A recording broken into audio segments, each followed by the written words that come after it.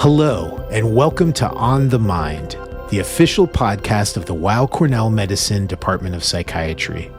I'm your host, Dr. Daniel Knuffelmacher. In this podcast, I'll be hosting discussions with experts in our field on a variety of topics about the brain, mental health, and important questions on the mind. In our inaugural episode today, I'm joined by Dr. Richard Friedman. Dr. Friedman is a professor of clinical psychiatry and the director of the Psychopharmacology Clinic here at Weill Cornell Medicine. He's also a contributing author to several renowned media outlets, including the New York Times, the Washington Post, and the Atlantic.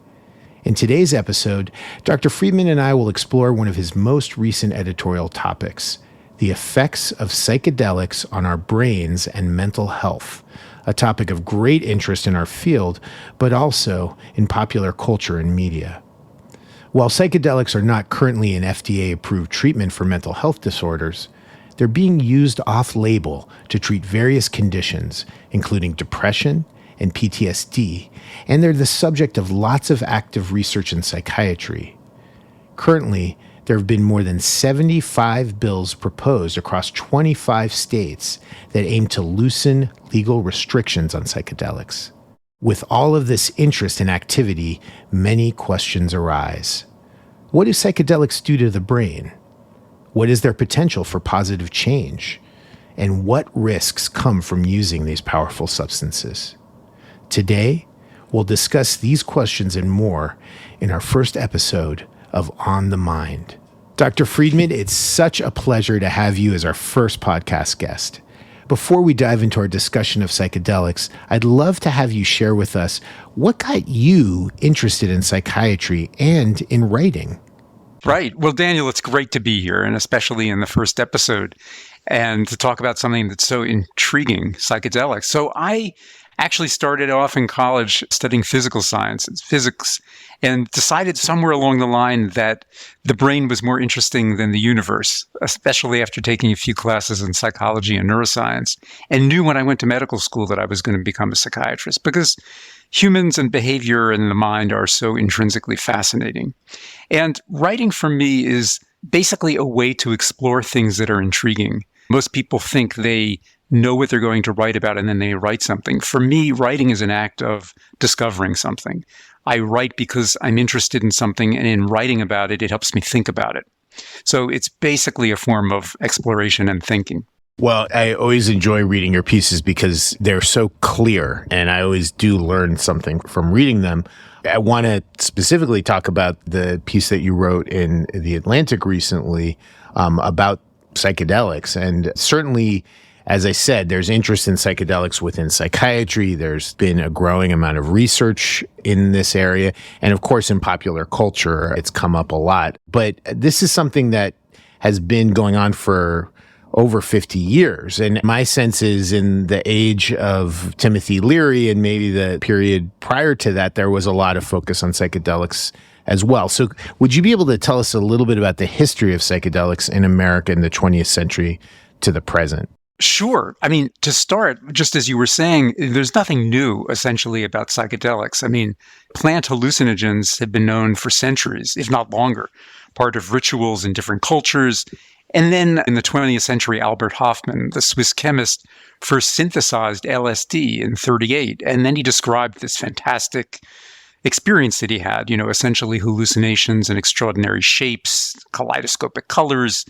And in the 60s, Timothy Leary, notorious Harvard psychologist, experimented with psilocybin as a sort of adjuvant to psychotherapy. And he's the one who basically coined tune in, turn on, and drop out.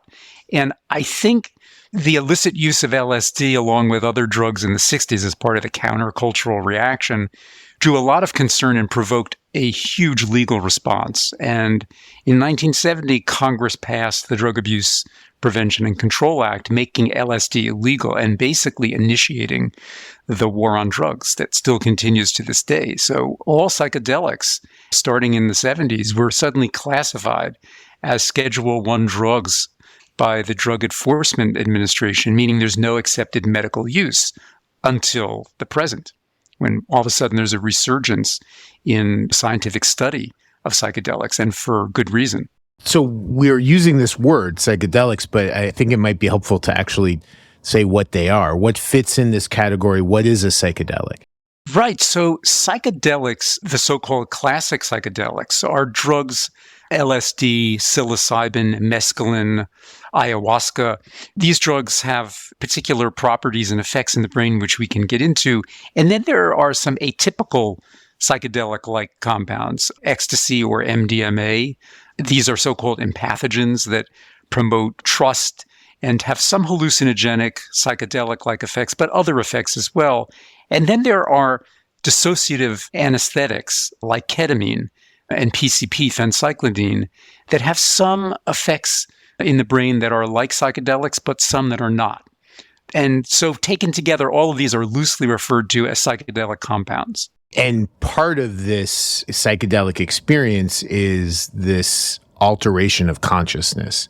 I think people are captivated by what they hear about psychedelic, quote, trips that people have when they've ingested these substances. What is happening in the brain when people are having these experiences? So psychedelics have a main effect on a particular serotonin receptor in the brain, what's called the 5-HT type 2A receptor. And 5-HT just means the hydroxytryptamine, that is serotonin. So these receptors are located densely in the prefrontal cortex, which is, our reasoner in chief. The executive control of our brain is in the prefrontal cortex. And these drugs, the psychedelics, specifically target these receptors and they excite them. They excite these neurons in the prefrontal cortex.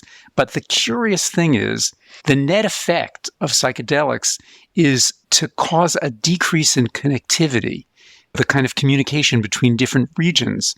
So it decreases connectivity. It's got an inhibitory effect on executive control, and it promotes what seems to be this freer cognitive state in which people can associate and see things and think about things in ways they ordinarily wouldn't. And these brain connector hubs constitute what we call the default mode network of the brain. And usually the default mode is active when we're monitoring ourselves and thinking about the future and our mind is wandering and we're focused on ourselves. That's when the default mode network is most active.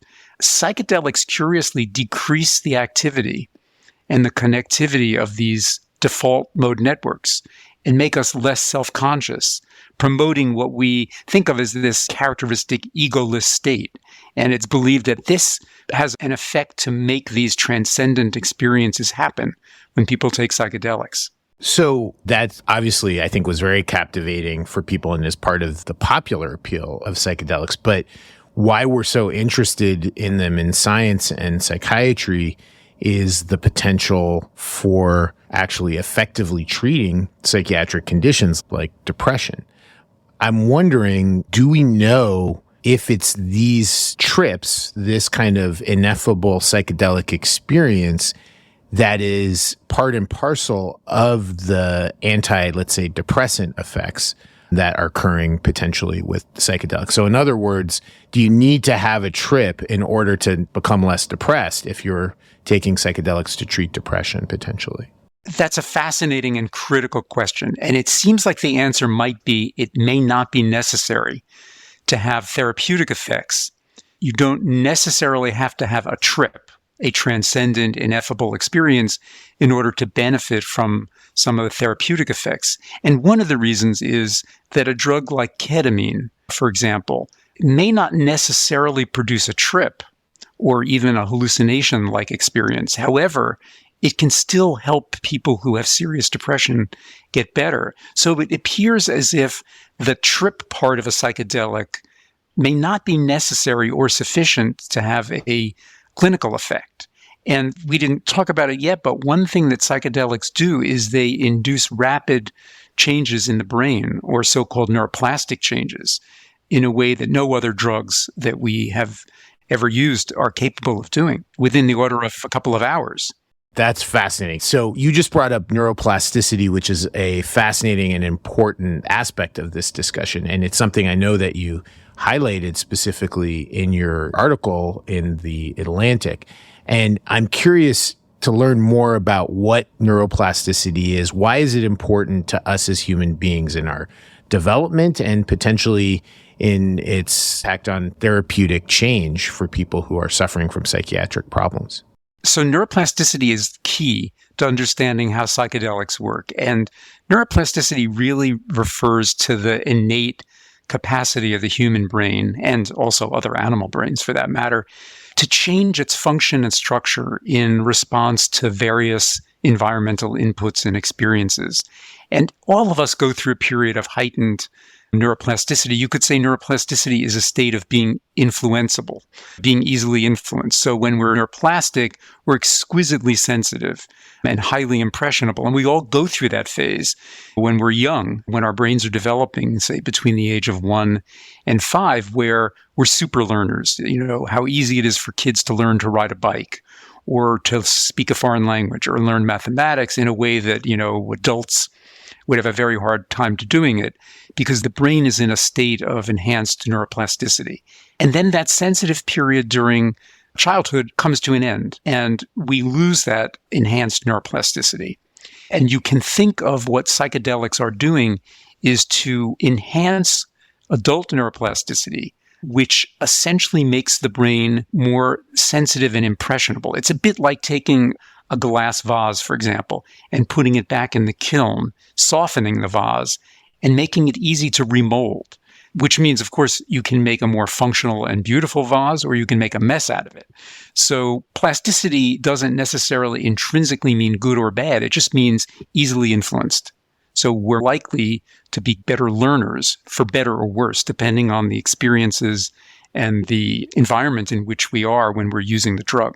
You're hitting on something really important, that these are powerful substances in the way that they can have this effect on neuroplasticity, create change that's positive in the brain. But if that is in a situation where it isn't therapeutic, then the opposite could happen, that this could actually cause problems or create, instead of therapeutic change, it could actually be damaging. So could you speak to that some more? Yes. So if you think of neuroplasticity as enhanced capacity for learning, which is essentially one large component of therapy, if you're in a situation in which you're surrounded by, let's say, a positive effect, people you love, therapists you trust, a benign situation, something that is fun, compare that to being in a situation in which there are scary things going on, or you're likely to be encountering a situation that frightens you.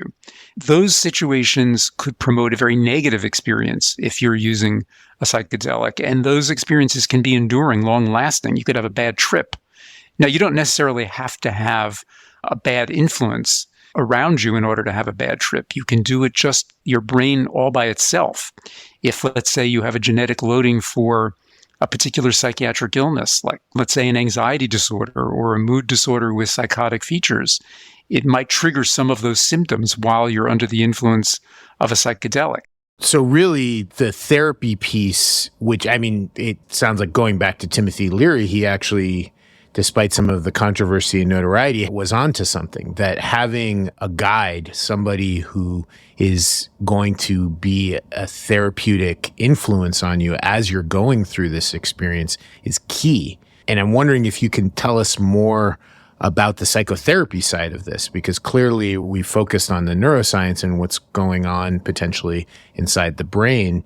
But what about therapy? And is there research kind of looking at the different types of therapy, or what potential there is on the therapy side of this?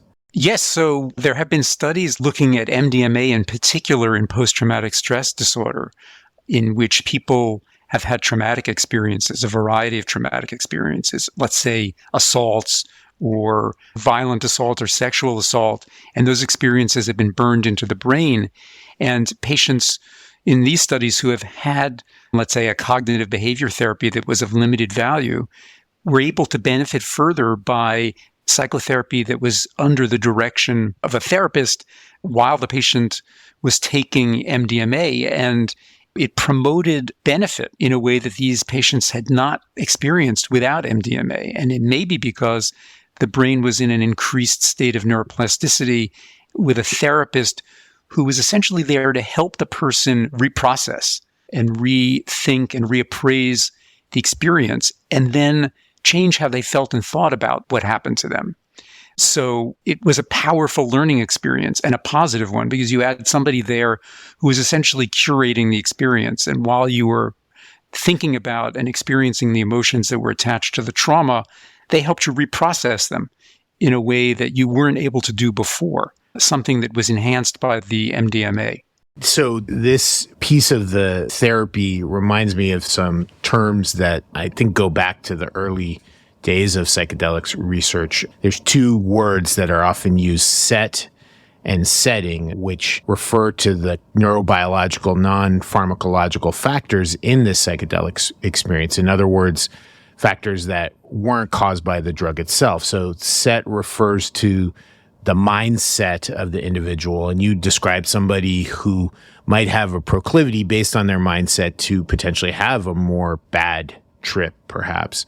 And then the setting refers to that environment and the external factors that impact the person while they're undergoing the psychedelic experience. So that could be in this nice therapeutic setting or just a supportive, calming setting versus a really scary, isolating, potentially traumatic setting.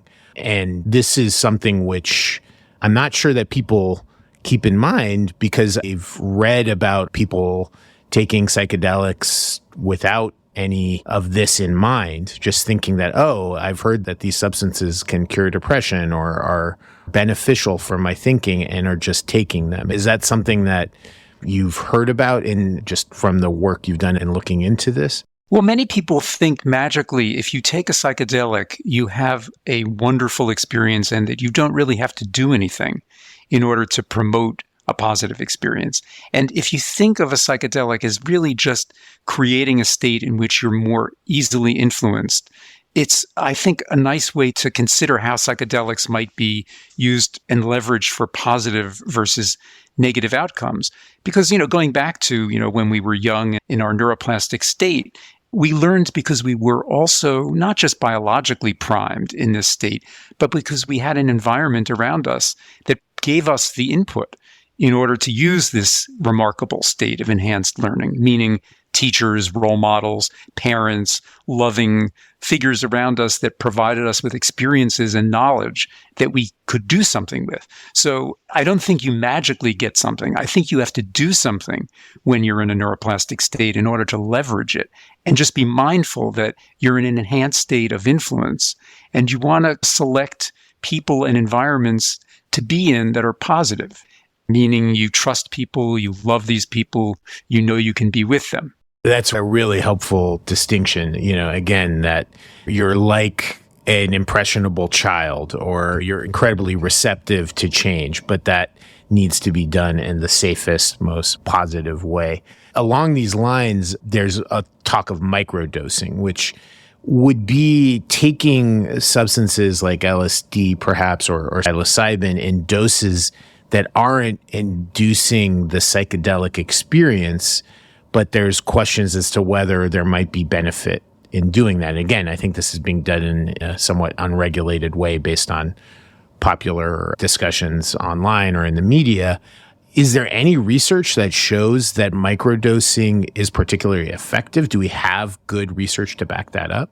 So there have been some randomized clinical trials in which people are randomly assigned to take microdoses of LSD or psilocybin compared with a group that gets placebo. And what's interesting is people seem not to be able to distinguish between placebo and the microdose form of a various psychedelic. They can't tell the difference subjectively. But what's curious is if you brain image these two groups, you do see slightly different changes in the brain. So even though subjectively people can't distinguish between a microdose and a placebo, the brain seems to be distinguishing.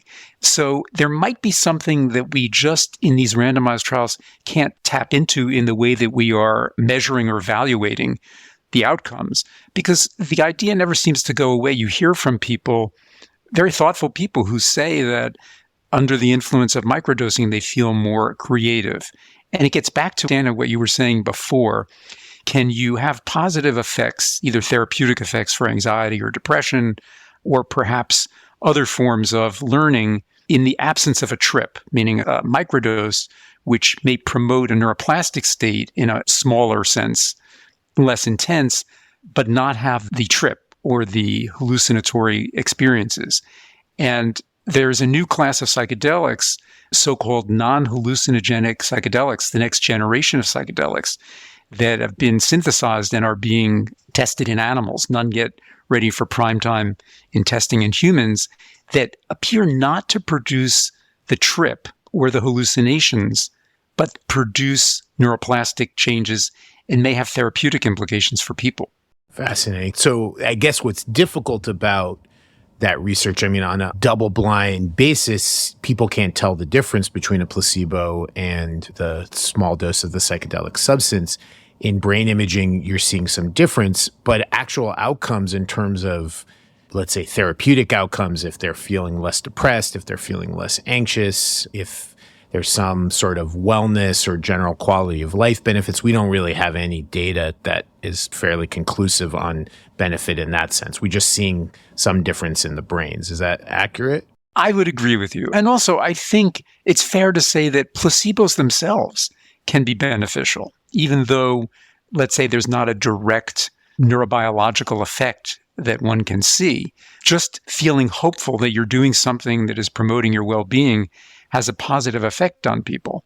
So it's easy to dismiss these studies and say there's absolutely no evidence from a randomized trial that microdosing has any discernible effect.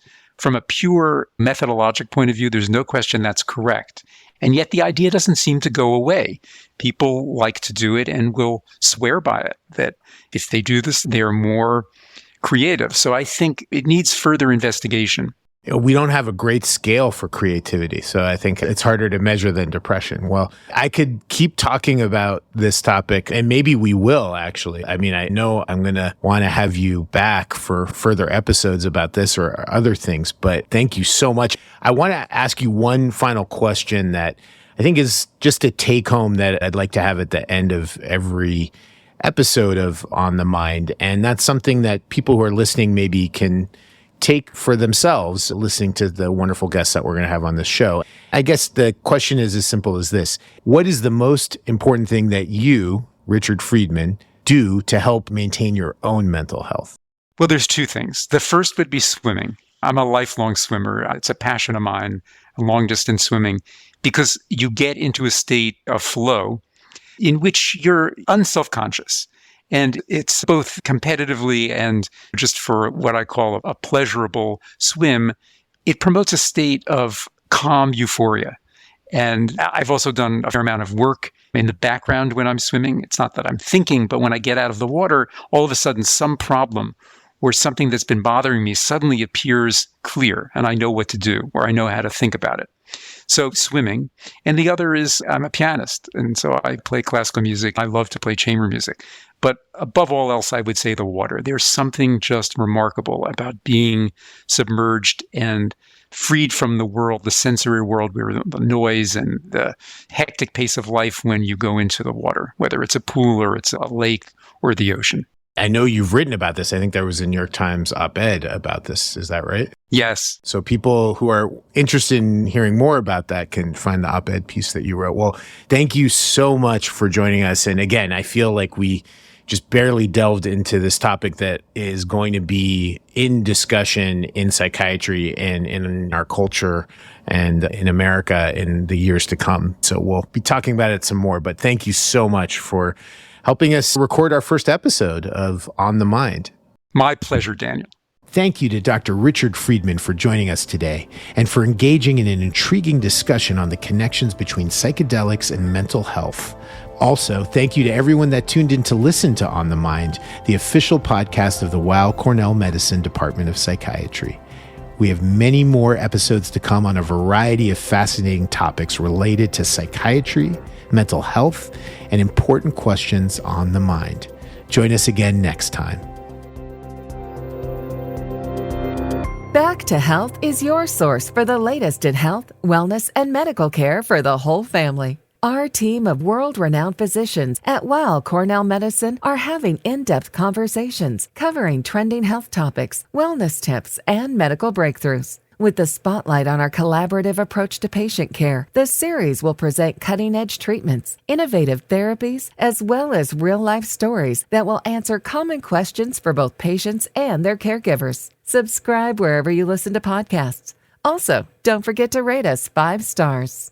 All information contained in this podcast is intended for informational and educational purposes. The information is not intended nor suited to be a replacement or substitute for professional medical treatment or for professional medical advice relative to a specific medical question or condition. We urge you to always seek the advice of your physician or medical professional with respect to your medical condition or questions. Weill Cornell Medicine makes no warranty, guarantee, or representation as to the accuracy or sufficiency of the information featured in this podcast, and any reliance on such information is done at your own risk. Participants may have consulting, equity, board membership, or other relationships with pharmaceutical, biotech, or device companies unrelated to their role in this podcast. No payments have been made by any company to endorse any treatments, devices, or procedures, and Weill Cornell Medicine does not endorse, approve, or recommend any product, service, or entity mentioned in this podcast. Opinions expressed in this podcast are those of the speaker and do not represent the perspectives of Weill Cornell Medicine as an institution.